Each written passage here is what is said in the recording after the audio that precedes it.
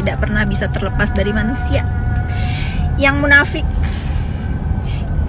Teman aku yang gak munafik. Ada orang Heboh, Fitri Salhuteru tuduh Juragan 99 munafik. Sebut temen aku nggak munafik. Nikita Mirzani hingga saat ini masih terus berseteru dengan Juragan 99. Padahal awal-awal hubungan Nikita Mirzani dengan Juragan 99 baik-baik saja. Sehingga hal tersebutlah yang membuat warganet geram dengan tingkah Nikita Mirzani. Nikita Mirzani pun mendapat hujatan di media sosial.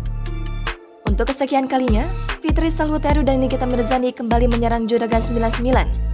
Nikita Mirzani menilai kalau Juragan 99 tidak berguna mencari link pertemanan karena tidak bisa membantunya.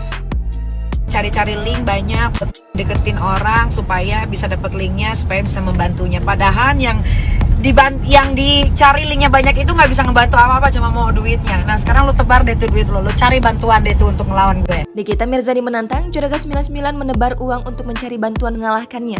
Komentar beragam pun menghampiri Instagram thewinnerstream.menangpk. Jangan lupa subscribe, share, komen, dan like ya.